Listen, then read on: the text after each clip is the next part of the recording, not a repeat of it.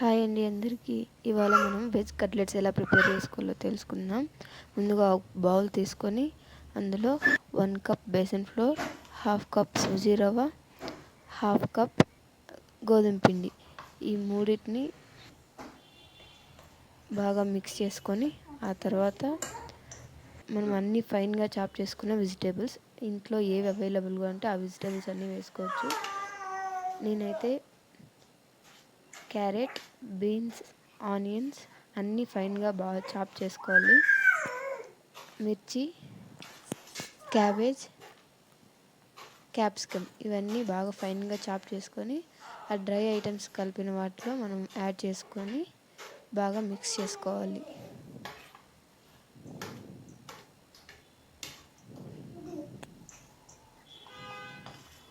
ఇప్పుడు మనం స్పైసెస్ అన్నీ యాడ్ చేసుకుందాం. సాల్ట్, చిల్లీ పౌడర్ కొంచెం చూసి వేసుకోండి, ఆల్రెడీ మనం మిర్చి వేసాం కాబట్టి.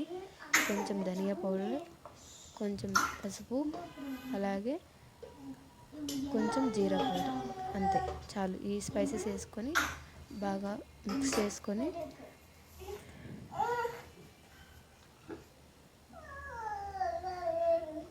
తర్వాత కొంచెం కర్డ్, అలాగే మనకు సరిపడినంత వాటర్ వేసుకొని బాగా మిక్స్ చేసుకోవాలి.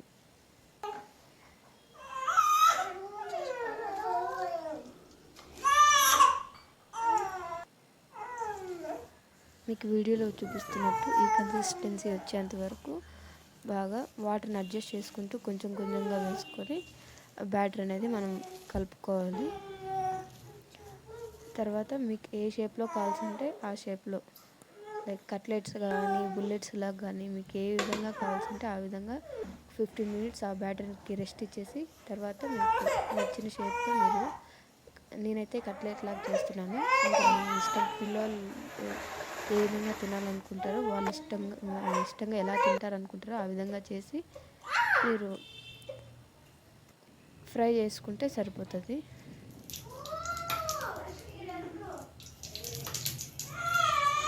గ్యాస్ మీద ప్యాన్ పెట్టుకొని దానిపైన ఇవి డీప్ ఫ్రై అయినా చేసుకోవచ్చు.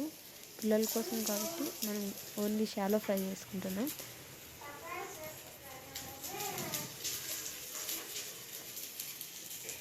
లైట్గా ఒక స్పూన్తో ఆయిల్ వేసుకొని షాలో ఫ్రై 2 వైపుస్లో గోల్డెన్ బ్రౌన్ వచ్చేటట్టు చేసుకొని మనం ఫ్రై చేసుకొని సర్వ్ చేసుకుంటే ఎంతో టేస్టీ వెజ్ కట్లెట్ రెడీ అయిపోతుంది.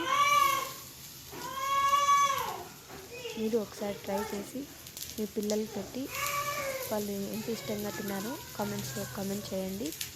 ఇలాంటి మరిన్ని రెసిపీస్ కోసం మన ఛానల్ని సబ్స్క్రైబ్ చేయండి, లైక్ చేయండి, షేర్ చేయండి, అలాగే మీ ఒపీనియన్ని కామెంట్స్లో తెలియజేయండి.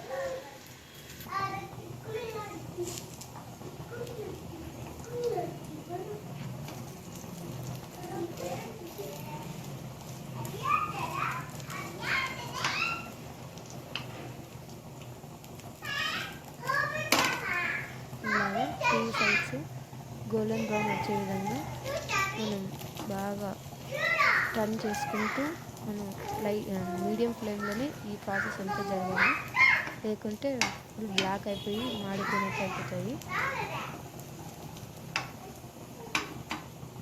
2 సైడ్స్ గోల్డెన్ బ్రౌన్ వస్తేనే మనం తీసేసుకోవచ్చు.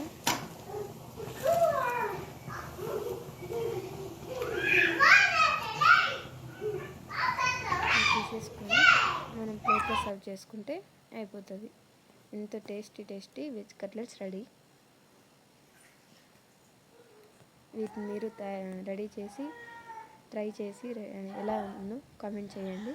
ఇలాంటి మరిన్ని రెసిపీస్ కోసం మీకు ఏ రెసిపీ కావాలో కామెంట్స్లో తెలియజేయండి. నెక్స్ట్ నేను చేసి చూపిస్తాను.